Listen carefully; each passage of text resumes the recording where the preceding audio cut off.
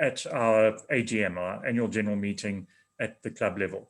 My name's Keith Bowen. I'm the district parliamentarian, which means that I kind of look after a lot of the sort of issues around governance and making sure that we're adhering to the right protocols when it comes to how we do things in district and also then at club level. So really what I'd like to do is that this is sort of a workshop mode. So we'll talk about certain issues. If there's something that you particularly want me to focus on or discuss, please interrupt me. And if I'm dealing with something that you've never come across before, if it's all new to you, then also let's spend some time in making sure we understand the process. So the main thing about electing a new set of committee members is that it happens every year. You know, every Toastmasters club goes through this process of annual elections. If you meet once a week, and I think there are 1 or 2 clubs that do in South Africa or in District 74, the idea then is that you're actually supposed to do 6 monthly elections so that your executive operates on a 6 monthly basis. But for most of us, almost 99% of the clubs, we do it every year. And then that means, according to the book, we're supposed to do it in the first meeting in May. You hold your council meeting or your business meeting for your club, and you elect your new executive. Some clubs will, it sort of moves around a little bit. It's supposed to be the first meeting in May, but it can be the second meeting, it can be the first meeting in June, as long as it's done sufficiently ahead of the start of the new term. So in Toastmasters, the term of the executive starts on the 1st of July every year and carries on through to the 30th of June for those that elect on an annual basis. So it means that if you're doing your election, you've got to have some period of transition between the outgoing committee and the new, so that there's a proper handover from one committee to the next. So I do recommend that we do it by the book and do our elections in May. It's just now that if you're going to be holding your elections on the first meeting in May, there's one condition that we need to meet first, and I'll talk about that now. That's the nominating committee, or what's called the club leadership committee, which is actually technically supposed to be appointed 2 weeks, at least 2 weeks before that election. So if you haven't done it already, if you're the president and haven't appointed this committee, then you're probably advisable that you hold your election to the second meeting in May or the meeting in June before you run your election. So let's talk about the district leadership committee, the club leadership committee. The club leadership committee is supposed to be appointed by the president, as I said, 2 weeks before the election. By tradition and normally expected by Toastmasters, the immediate past president of the club heads that committee. So if you are a new club, obviously that's not practical because you haven't got an immediate past president, then you appoint someone who has probably the most experience to run this. Otherwise, it can be any member. Ideally, the committee should have 3 people on it, and it's 3 possibly experienced members. I know at one of my clubs, because it's been around for a while, we have a lot of past presidents, and the idea is the leadership committee is the past presidents who kind of generally sit together and then try and speak to all the members to actually look at nominations. So the point of the leadership committee is to kind of help look for the new people who are coming onto the committee. Look for people who are interested and ideally speak to every member. And that's quite a crucial thing here about sort of almost campaigning for the importance of leadership and the importance of being part of that committee. Because the committee is really where you learn a large amount of skills around the Toastmasters environment. So the club leadership committee, or what we always used to call the nominating committee, really has to almost go out and sell the concept. Be on the committee, start your journey as a leader is really, this is where it happens. On this committee, there are so many skills to be developed. So you kind of then want to make sure that you've got the right people on that committee to go and do this. From my personal experience, it's amazing what happens if you speak to every member and go out and speak and almost canvas and say, well, would you like to be on the committee? Definitely, we have had some very interesting experiences. And one in particular, I remember always being a bit nervous about asking people to do something that you think, they might not want to. There's always this thing of kind of encouraging people, but you always feel, I mean, particularly this is my problem. I always feel I don't want to put any more burden on people. We have enough burdens on life as it is.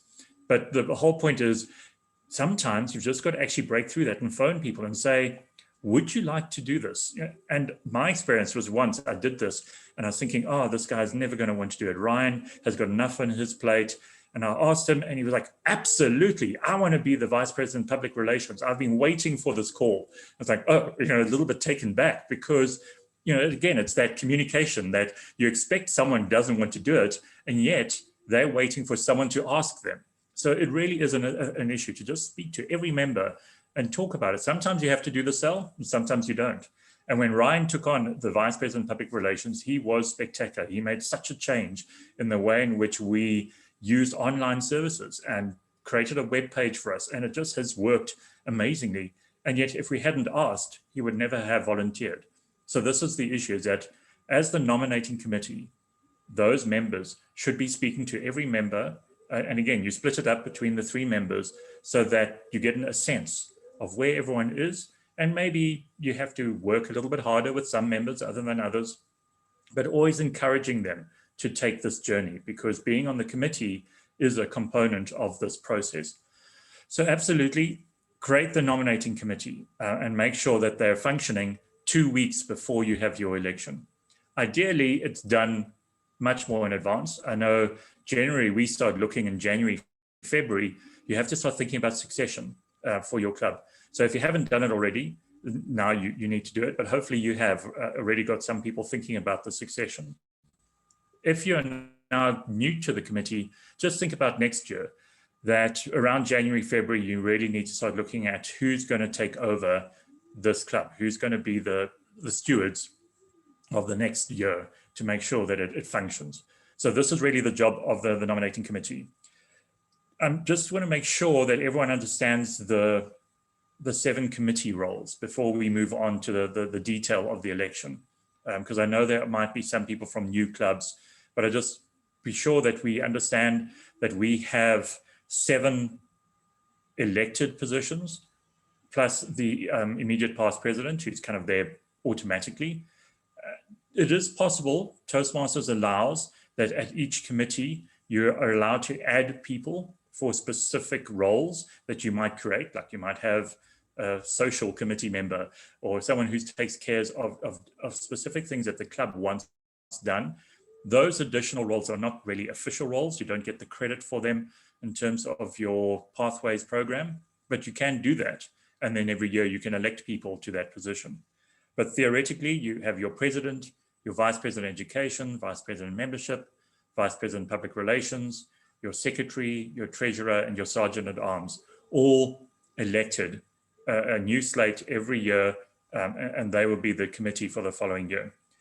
When you elect, every position can be re-elected, or they are all re-elected, and every position except the president, someone can stand for that role again. The president should never, you should not have the same person filling that role 2 years in a row. And again, that's the rule, is that you shouldn't.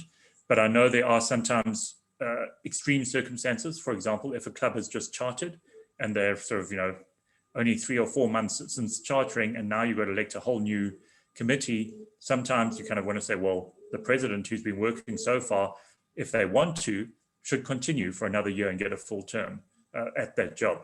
So there are some kind of rules around it, but ideally, you should not be doing a president twice in a row. It's just not allowed. And that's also just to make sure that you're getting new people the whole time and a new environment at the club, and making sure that you're always handing over to new members. So let's then, if there are any questions around the nominating committee, is everyone comfortable with that concept, or what we call the club leadership committee? Great, then I'm going to move on to talk about the actual business session on the day of the election, because it is technically a business session. For people who are new to this and you have never actually come across a business session, Toastmasters has special rules for a club in terms of our constitution that you should have a business session, ideally quarterly, if not more often, where you talk about the business of the club. And it's not now the educational program. It's not about speeches and evaluations and stuff. You have a special section which you call on a regular basis to talk about the running of the club. What are the issues around the club? How are the finances? What's the membership like? And that's quite useful to have. And it only has to be 15 minutes, not even if you want to do that quarterly. But what it does is that you start doing parliamentary process and kind of protocols inside the business session, which teach you a little bit about how you do governance. I don't know how many of you might have come across in a corporate environment how important governance is when you have committees and you have to put forward proposals to the committees. You've got to have a resolution and there have to be rules around quorum and how many people are supposed to be in this room and who should vote on these specific issues. Those become quite critical, and it happens all the time in a corporate environment. And then you want to make sure that you're learning some of those skills in this environment. So ideally, your club then has a business session. You check whether you have a quorum, and I'll talk about quorum now. You then might have some motions, or you might have some reports. Ideally, you're getting a report from the treasurer saying, well, this is the money in, this is the money out, this is how we stand. Maybe the vice president of education or the vice president membership, talking about the status of members, status of the education program, just so everyone's aware, that the club doesn't run itself. People have to spend time on this, and it's quite useful for members to understand that this is the process, and that this thing requires some effort from some people, and that they have an opportunity to give feedback and get credit for the work that they're doing to keep the club going. At a business session, and including specifically for this election, it's really important that you have a quorum of members. And a quorum means it's 50% plus one of active members. So what is an active member? And this becomes quite an interesting one. Technically, anyone who is paid up is an active member. A paid up member of a active club is an active member. But the rules if you go and look at the Constitution, allow for the executive committee to declare someone inactive if, one, they ask to be inactive. So let's say, sometimes it happens that someone is studying exams for the next 3 months. I would like to be inactive. So just don't count me in for anything for the next 3 months and I'll be back. And that means that you can then declare them inactive. There's a nice little provision, which we use quite often at our club, that if someone hasn't been attending a meeting without giving an apology for a certain period of time, and it doesn't say what that period of time is, the executive committee can declare them inactive. So this is and it's a little bit of a kind of a way to get over the quorum issue, is that we look at, let's say we've got 20 members, but on average, 5 or 6 aren't coming to meetings regularly. You can then go and look and say, well, have they been consistently not coming to meetings? Let's say for the last 4 meetings, this person has not been at a meeting, has not given an apology. Then the executive committee can say, well, they're inactive. So when we come to look at our quorum, we don't count them in the base. So if you've got 20 members and you've got 4 inactive members, then let's say you've got 16 active members, you then have to have 8 plus 1 members at your business session to make sure you're quorate. Does that make sense? I hope I'm kind of getting the message across. So it's really important to just make sure that you're keeping a log of who's been at meetings. And this is what the secretary does.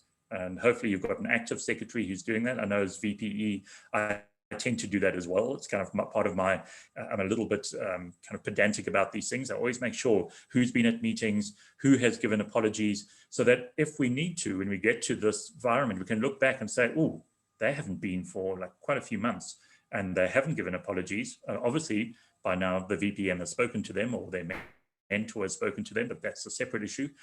For the purposes of the executive, for this business session, you can then say that member is not active. And you go through your list and you make sure who are our active members, and you then have that total. You then have to make sure you meet 50% of that plus 1. So as I said, if you've got 16 active members, you need 9 at the meeting to be quorate. If you're not quorate, then no decision can be made. No decision is binding. It's the law of Toastmasters and the constitution of the club that unless you're quorate, you cannot make decisions. And it really is a problem, because then you kind of have to hold off your election until the next meeting and really then beg people to pitch to make sure that you have your quorum. And it's something that we even have to do at a district level. When we talk about Toastmasters Southern Africa, it's this big push quite often before we do council meeting to make sure that everyone's going to be there, because you need to have the minimum to be able to make effective decisions. And it's a problem if you don't have that. An important thing for clubs to bear in mind, there are no proxies. You cannot pass a proxy to another member. If you're not there, you're not there. You can't say, please vote on my behalf. It doesn't work that way at a club level. At a district level, it works that way for in-person meetings. A president and a VPE at a club can pass their proxy on to another member of the club to vote on their behalf. But on online meetings at district, also proxies don't work. And at a club level, they never work. You can't use proxies. So it has to be people who are present at the meeting to be able to make sure you quorum it. So once you've established that, so the first job at the business session, obviously the president as the chair. If the president's not there, then it's the VPE, and you kind of like work down the list: VPE, VPM, VPPR. So whoever is the sort of the senior official is the chair of the business session. And their first job is to welcome everyone, go through the apologies, and then check that we're quorate. And if you're quorate, then click, you can move on. It's a small pedantic thing that during the meeting, if someone leaves, any member can actually ask to verify that we are still quorate. Because if someone left for whatever reason, and it now means that you lose your quorum, that meeting is now closed. You can't carry on. Any further decisions are no longer valid. So the quorum has to apply throughout the meeting. And it's quite an important aspect when it comes to parliamentary procedure, is you always make sure that you stay quorate throughout the meeting. So then to talk about the process, about how we do the election and how it actually runs. There's a nice little thing. I'm going to just share my screen quickly so that you can see it. That is in the Toastmasters handbook. Let me just grab it. Hopefully you've all had a copy of the Club Leadership Handbook, because it's quite a useful document. But in the Club Leadership Handbook, there is on page, what page is this? Page 54. There's a section there on the election process. And what I'm going to talk about is how we go through this process. I have some issues with some of the ways it's kind of put there. So I'm going to talk about how I deviate from this process. And it's pretty this is being recorded, because then you can see that the district parliamentarian tells you to deviate from the process. But I have this real problem in terms of closing the nominations after people have done speeches. It doesn't make sense to me. The nominations close before you start asking people to do the speeches to support their candidature, because there's a component here where you actually say it's all going to be done in alphabetical order. But if you haven't established who the nominees are, how do you know what the alphabetical order is? So, just the motion to close the nominations should happen before you take speeches. But that's just my reading of it. So let's talk about it, and then you can see why I say that. So as I said, we have a nominating committee, a club leadership committee that has gone off and spoken to people, and hopefully has come up with at least one person for each role. It's also possible, it's entirely possible for the nominating committee, the club leadership committee, to get more than one person for each role. And there's no problem with that. If there are two people who say, I want to be the vice president membership, fabulous, put them on. They're active. As long as they're active members, everyone has a right to nominate themselves or to be nominated for a position. And if you have more than one, also great. There's nothing wrong with an election process at a club level. It always seems we're all a little bit scared about this it's competition and there's issues. I've many times in my Toastmasters career, you have a vote for the person who's preferred for a particular role. It's not nice to lose. It really isn't. It's terrible. I've done it. I've had that experience, but it's also okay. You just move on and do the next role. And so these are options that are always there, and people shouldn't be afraid to step forward because they think they're going to lose. It's just, it's best to kind of just focus on what you succeed at. So the idea is the nominating committee can come with this list. If there are gaps, if the nominating committee did not get someone for a particular role, it does not invalidate the report. It doesn't mean that they failed in their job. It's just what happens. Sometimes you do struggle. And hopefully there will be someone on the day who stands up from the floor. If you don't, then you've got to find someone and fill that position later.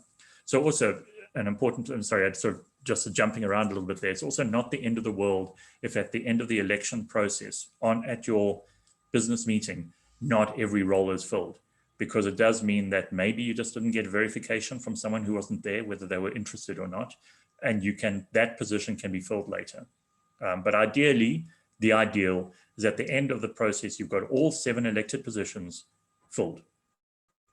Okay, so what we do is that at the business session, when you go into the election, so you might have other issues on the agenda. Generally for an AGM, your annual meeting for the club, is that you would also have reports from your officers. So that you have a report from the president, from the treasurer, and maybe the VPE or the VPM if they want to give a report, for the public relations manager, and the secretary gives a report, just so that you have an update on the status of the club, and then you move into the voting. So in the voting, as the chair, the important thing is what the chair should do is that you ask for the report from the nominating committee first. And so at least you everyone knows whether all the roles have got nominations or whether there are gaps. And then you can start the process. We do it in order. So you go from president, VPE, VPM, VPPR, treasurer, secretary, then treasurer, then sergeant at arms. And there's a reason for that order, is that if you had candidates competing and someone lost, they may want to fill one of the other roles. And you then generally always work that it's a little bit of a mini hierarchy, is that it's always the president, then the VPE, then the VPM. And if someone lost as VPE, they might want to be the VPM or the VPPR. So you've got to make sure that you've gone through that list from beginning to end. So you start with the president. So the first thing we do when you now ask for nominations for the president is that the chair of your nominating committee, which would be the immediate past president or someone else, would say, we have a nomination for these candidates. And it might be 1 or 2, 3, whatever. Those candidates have been nominated by the committee. You then ask for nominations from the floor. And as I said, any member can be nominated or nominate themselves to a position. So if someone is nominated, and let's say it's, Joe Bloggs is nominated, then Joe Bloggs gets to confirm whether they wish to be nominated. Again, sometimes happens, and it does happen quite a lot, when you're really looking for people, you'll nominate someone and they just not a chance. I just don't have the time. I've got too much on my plate. I can't take on this role. And so then that nomination doesn't go through. So there's always has to be a confirmation. If the member is not there, they must have given a written confirmation or confirmed to someone that they're willing to take that role. Otherwise, that nomination is not valid. There has to be a confirmation. So then once you've got your candidates, and this is why I say I differ a little bit from what's written there, is that you've got to go through the process of nomination. They allow for what they call seconding speeches. So the person doing the nominating can give a speech up to 2 minutes why they nominate this person. And that's absolutely fine. Just to make sure that that's recorded as to why this person is being nominated. They call it a seconding speech. But normally you don't need it, but they have a right to do so for up to 2 minutes. Then you close the nominations. Now, closing the nominations, there's a written way of doing it, the way the system says we should do it, and there's a more practical way. There's also the traditional way, and some of you may have come across this in clubs, or even at district level, we used to do it as well, is that every time you ask for a nomination from the floor, you had to ask 3 times. And it's not written anywhere. I've tried to find, where did this come from? And it's just a practice that has been done for a long time to make sure that the chair doesn't shut down nominations too soon. That say they've got their preferred candidate has been nominated, and before someone else can even say anything, they say, right, we're closing nominations now and moving on.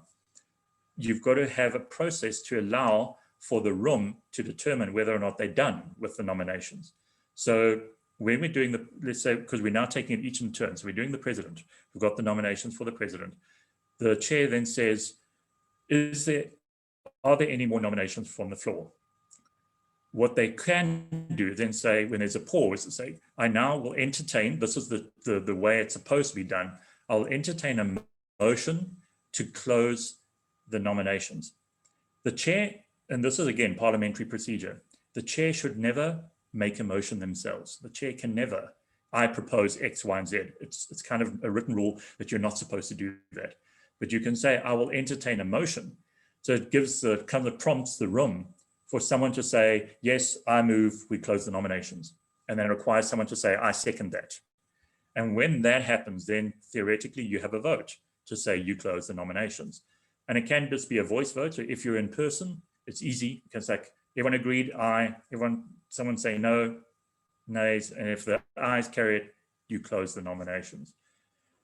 A slightly more practical way, and again, it's something that we have to look at online as whether it still works, is that the chair can say, without objections, we can now close the nominations, and you wait for a moment to see if there are any objections. If someone objects, then obviously it means that they have a nomination that they would like to air, and that gives them some time to do that.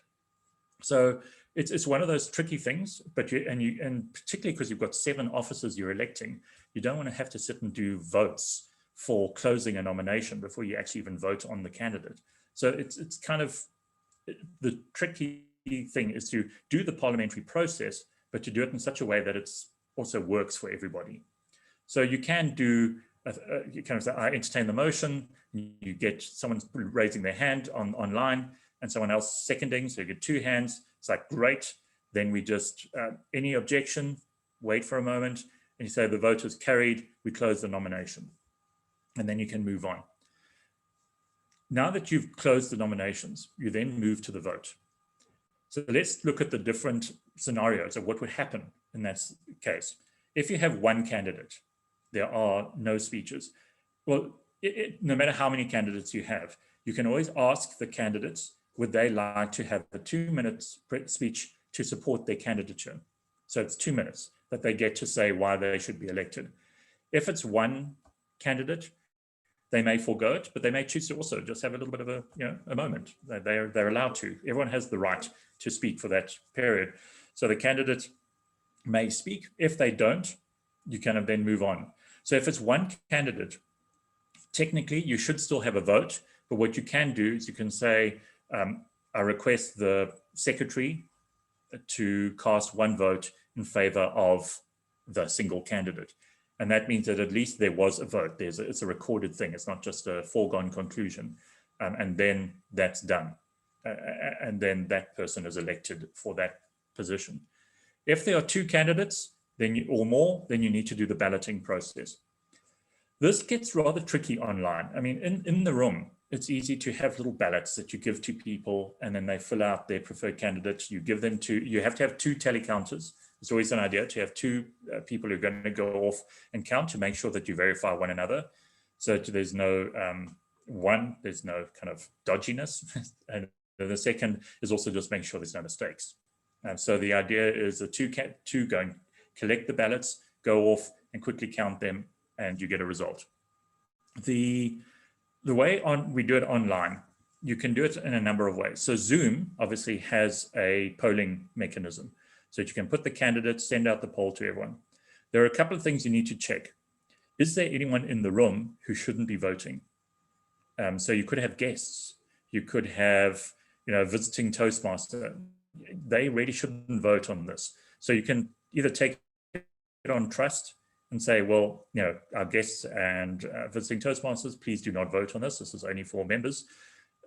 Or you kind of then create a breakaway room. Say, go and have a break, go and entertain yourselves for a little bit, and then only the people left in the room are the electorate, to make sure that you have the right number of people voting and you don't have any kind of funny business taking place in this, because it's quite important. These elections need to be seen to be credible for people to have faith in them. So the idea is then, ideally, that you have the people in the room are the ones who are doing the voting. If you don't want to do that, because it does seem a bit weird when you have guests, you want them to be in the room, you don't want them to be kind of like pushed aside, then you might want to do an external polling system like on Google Forms. And I've been thinking about this a lot, and there are some ways to do it which get monstrously complicated. like for example, the secretary can generate some random codes that you give to each person. And then when you do the Google form, they have to fill in that code and their vote. And then the tally counters only know to expect these codes. They don't know who's voting. They don't know whose code is whose. And then they get the code and the vote. You can then make sure that the people who are supposed to have the code are the ones who are voting.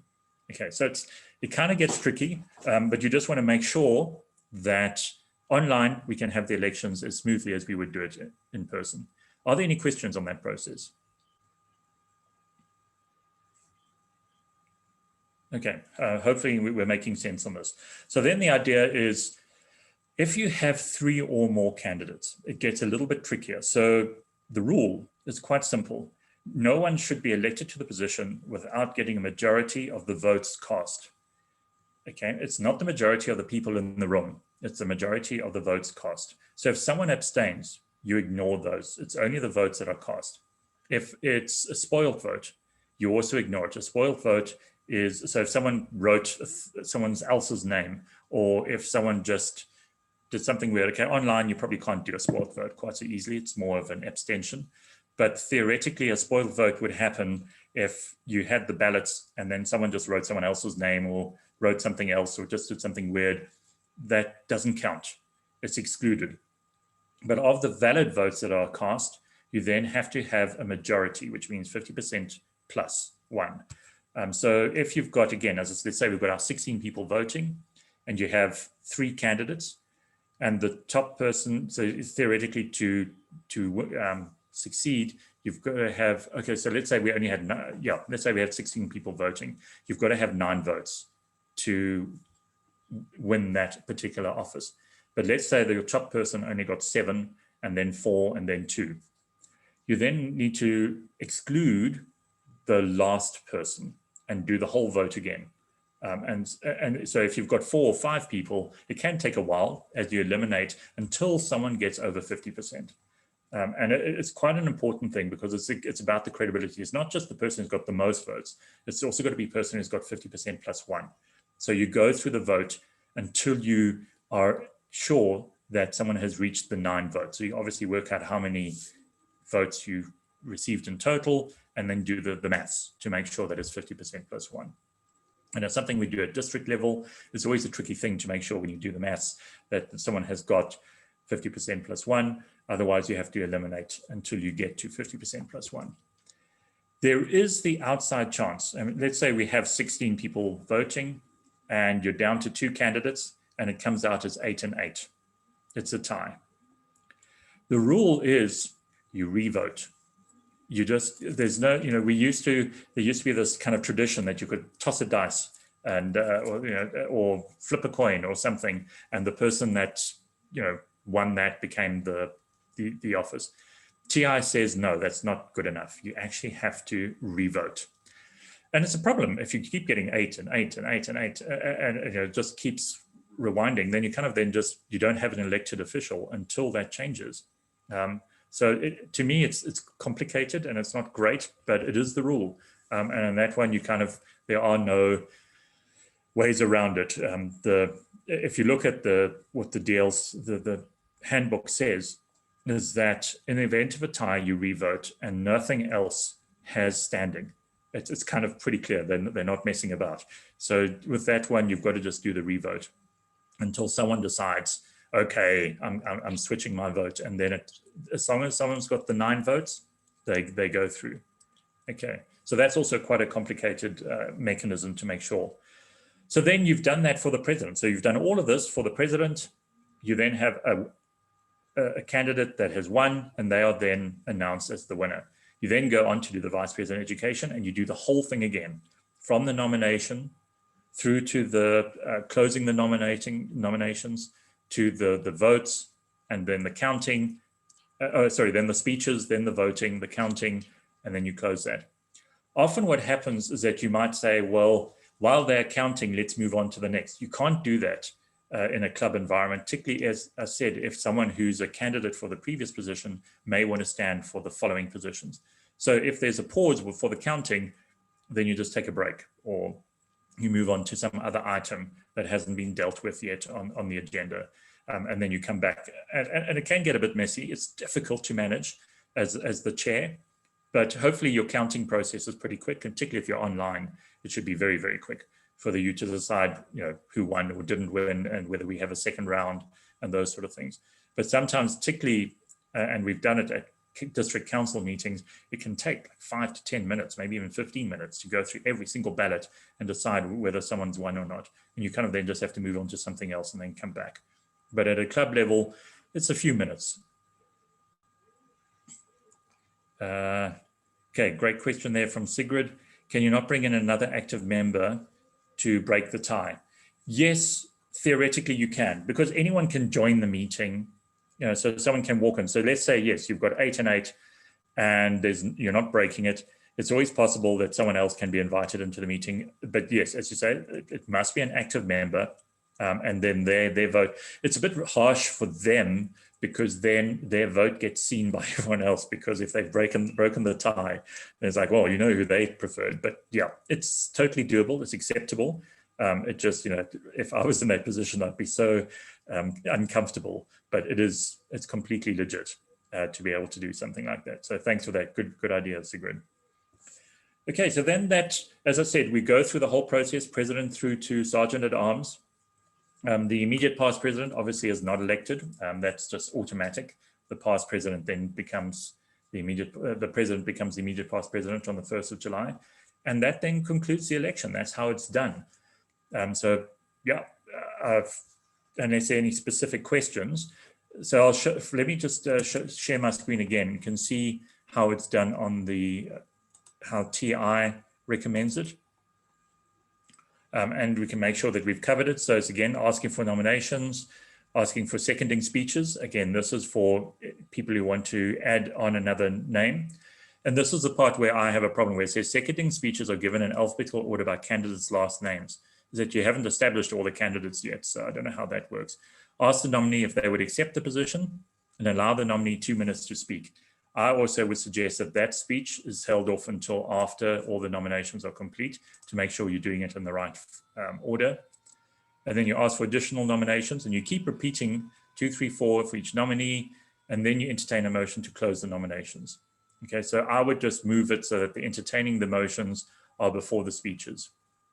And then you do the speeches, and then you instruct to cast the ballots. Okay, and as the rules say, it's 2 people to cast the ballots. So the secretary can do it, or also ask someone else. Theoretically, it's entirely possible, if it's really contentious, and at a club level it shouldn't be, it's not really an issue, that you can ask for someone to, each candidate can actually send someone to verify, or to just, what's the word for it, monitor that the votes are being done correctly. Again, online, almost impossible to do that. It's just the online is the online. You can't do it online, but in person, maybe they could do it, but I've never seen it happen at a club level. It happens at district level, but not at club level. And then you announce the winner. And as I said, if you've got ties, you just have to redo the vote. And as the rule here, other forms of tie breaking are not official or binding to the club. And that's to kind of like put pay to this idea that you can flip a coin. I know, because I've seen that debate many times, is flipping a coin considered acceptable?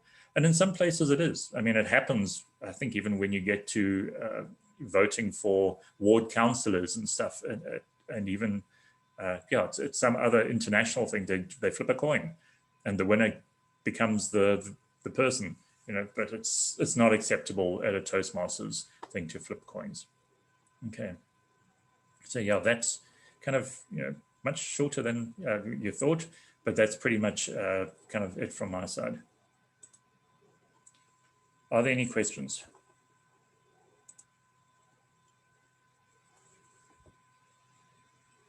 Okay, Lucinda, Anke, anything from your side you think we need to still add?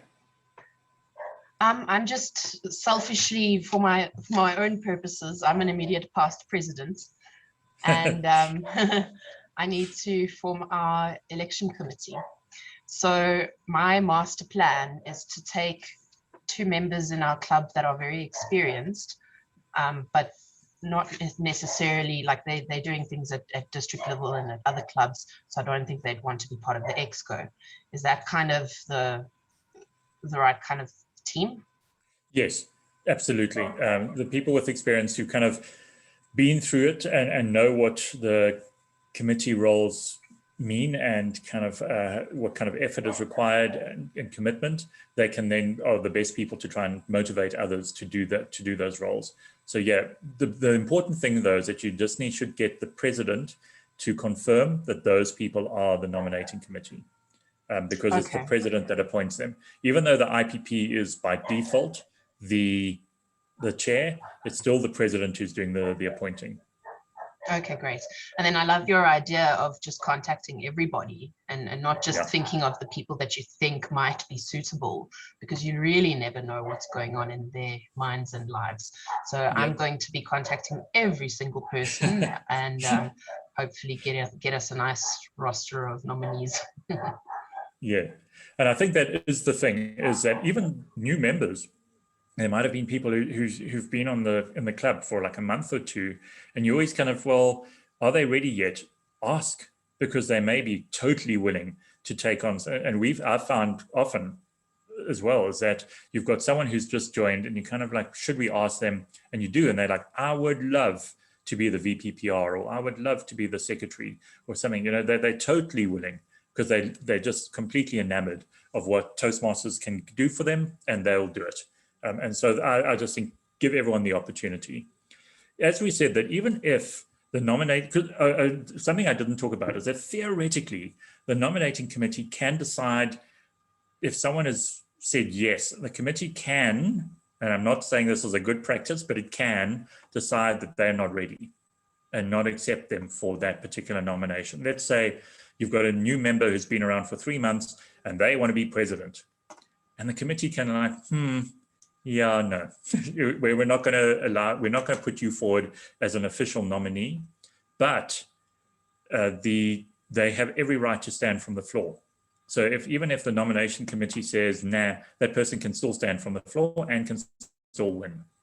So I don't recommend doing that. I think it really is, the nominating committee should just be looking for people who are interested in kind of giving the concept, trying to let people understand what each of the roles is about, and kind of giving them some freedom to nominate themselves. And if you do have a person who's like, yeah, I want to be president, you know, you say, well, okay, you know, let's put it to the vote. Let's just see, because maybe that person is actually a good president because they have all the enthusiasm and the energy to make this work. So it's always a careful, you know, we've seen this also at district level, because district also it's got a district leadership committee. And even internationally, there's I'm trying to remember what they call it now. I think it's called the International Leadership Committee, where they actually look at all the nominations, and they can make a call to say, well, we think this person's not really suitable for that particular role.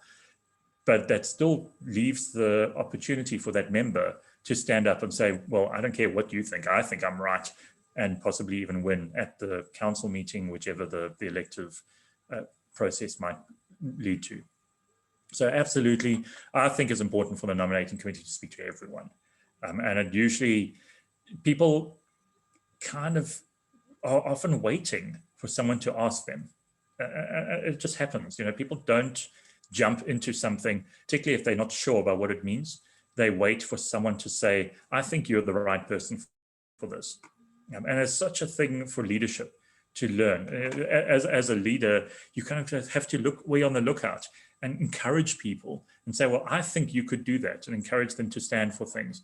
Because if you don't, then sometimes you're going to lose those people because they have the capability, but you haven't actually factored that into your thinking. So, yeah. Awesome, thank you.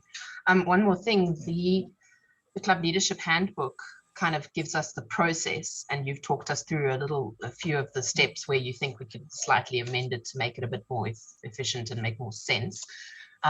Is that the only kind of script available for this kind of for the person who's running it? I think it's the best script. If you look at and if you go and look at the constitution of the club gives you sort of like the rules, the things that need to be done, but it's not a script. I think the one that they've given in the leadership handbook is probably the best script. I know for our club, we developed a script quite a while ago for our chair. I'd need to try and find it again to help them with the election. But it also needs to be updated with some of the latest rules. For example, this thing of not asking 3 times for a nomination, because we had it in our system. We've done it forever. And looking for that, I found something online where someone said, it's a real old wives' tale. It's kind of one of those myths that hang around, that this is how you should do it. And the person who wrote this, and of course, again, I'm taking it from someone online, done some research, is they cannot find where that comes from. It's just a tradition that we do, and it's not based on anything. And it still works. I mean, again, it's one of those things where you're giving people an opportunity to nominate. You're making sure that you're taking time. So the chair says, I'll ask a first time for a nomination, asking a second time for another nominations from the floor, asking a third time. Sorry, I'm just getting an unstable connection, so hopefully you can hear me. But by the time that you've got to the third, you've hopefully made sure that the chair isn't shutting it down and those people haven't been able to nominate. So it's another way of doing it. It's just not the rule. It's not the way that you have to do it. Okay. Yeah, so Tulani asked, is it possible for someone to stand from the floor? Yeah, you can never be disqualified. No candidate can be disqualified unless they're not a paid up member. So even if the nominating committee says they didn't think that person was right, nothing stops them from standing from the floor. Everyone has the right to stand from the floor. Only people who are not members obviously can't. So that's really the rule for that. Along those lines of people standing from the floor, I've experienced it in past years where the immediate past president was not very active. The president didn't really realize until the last minute, and so no election committee was formed, and the election just came upon us. I assume this happens to more than just us. Yeah. And what we did in that case was we took all nominations from the floor. Is that the correct way to go about it? Yes, that is correct. That is absolutely correct, because effectively you're doing the nominating committee's job for them in person, online, in real time. Like on the day. It's kind of like anyone, so just let people nominate themselves or someone. The problem is then you get a lot of this where someone nominates someone else and they're like, nah, I don't want to do that position. And it's kind of we definitely for them. Experienced that. Yeah. It's very awkward in a public sort of setting to say you're not interested. You kind of feel a little bit more pressurized. So again, I don't recommend it. But if there isn't a nominating committee report, that's the only way you can do it. So yeah. Okay. Is there a template for this nomination committee report, or is it literally just these are the people and these are the roles they're willing to do in order of preference? Yeah. Okay. It's just like that. Yes. Great. Yep. Great. Yeah. So normally what you would do is that you would say, for the president, I have these nominations. For the vice president education, I have these nominations. So it's not about each person and what's their preference. It's more about what are the roles and who's a candidate, sort of. Yeah. Okay. Cool. Okay. Thank you. Okay, great. Any further questions? Okay, so it's not a complicated process. It actually is relatively simple. It's just some things that you have to remember to make sure that it's a valid process, that people feel that they can participate and that they feel encouraged to participate. So yeah, you can really make it a complicated, unpleasant kind of experience and everyone's just, it's tedious, but you can actually just make it quite simple. And that's what I recommend, to try and keep it smooth, fair, and that everyone has an opportunity to be a club officer if they wish to be. And you don't feel that you're sort of excluding people. Okay. Thanks. Cool. Well, I'm actually glad that it doesn't take 2 hours to explain to us how to run an election. So the fact that it's that we only need an hour to go through the necessaries and the nitty-gritty bits. Thank you very much for taking us through that as our resident parliamentarian. Can I add something, please? Yes. Yeah, go for it, Lucinda. We have our parliamentarian, very fortunate, and I hope anyone watching this replay understands that Keith Bowen is the parliamentarian, highly experienced and a past district director. And thank you, Keith. It's such a necessary part. And I think a lot of people skip and they don't follow actually what they're meant to do. And I've seen some elections go very, very strange at times. I think the biggest thing that I'm investing a fair amount of time is I think it's really important that people realize that the roles that they take, the actual transferable skills, and understand that when they pick a role, it's what they want to do and what they want to achieve. And maybe it's out their comfort zone. It's something that they want to do next. And it happens at all levels, whether it's club, whether it's going up to be an area director, division director, up into cabinet. It's all mirroring each other all the way through.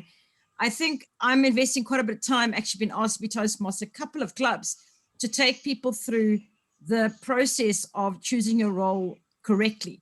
It's not filling gaps and filling spaces out of desperation, but choosing the right people. And almost the process, I know, Keith, this is something that you also say is, I mean, your club does this really well, is they believe that you must go through the different roles and you must grow into the role. So when you become president, you've actually got understanding of the roles of your members or your exco. And that is something I've seen so many people just throw someone as president, have never, ever been in exco. And I think this is the moment where we are at the moment is I'm seeing so many excos losing 3 people as soon as they start. They just leave and abandon ship. And I think it's, I don't know if I could just put the highlight pen and say, what's really important is you're choosing a role because you know the benefit to you and the benefit to your club and you're committed. Because I'm seeing a lot of this not committed stuff going on. And I think it's really important because the strength of a club is that exco and that unit staying the whole way, the whole year together as a knit exco. The other thing I'm seeing is a lot of people dual roles, and then it's just filling it in because we have to. And then, I mean, I know some clubs that are swapping presidents. You get a chance for a week or a month, and you can't do that. It's like a conductor that is the orchestra, and then I'm going to go and play the violin, and then I'm going to go play the cello, and I'm going to play the piano. So I never learned to master that particular role. And yeah, this has become my criteria as division director. What I've seen to be the most important aspect is how important it is selecting the right people from the start. So thank you for taking us through that process. Great, thanks. Awesome. And just to add to that, at Rosebank Toastmasters, my home club, we just this week did an educational, we were lucky enough to have Granny B come in and do it on transferable skills and the different roles in the exco. And I helped her present that as well. So I just wanted to offer to anybody who's in this meeting, if you think that it would be useful for your club, chat to me. I'll put my number in the chat in case you don't have it. And then I can organize that either me or another Toastmaster maybe come and present that at your club at one of your next meetings before your election, so that everyone gets the idea of what the roles are really about. Cool. Great. Thanks, everyone. So then if there are no further questions, we'll close the meeting. Thanks very much for being here this morning, and good luck on your elections, if either through if you're on the nomination committee or running the election. I hope it goes smoothly. Thanks very much for your attendance. Cheers. Thank you, Keith. Thanks, everybody. Thank you, Goodbye. Anke, and thank you, Keith. Thank you for holding the session. Very important session.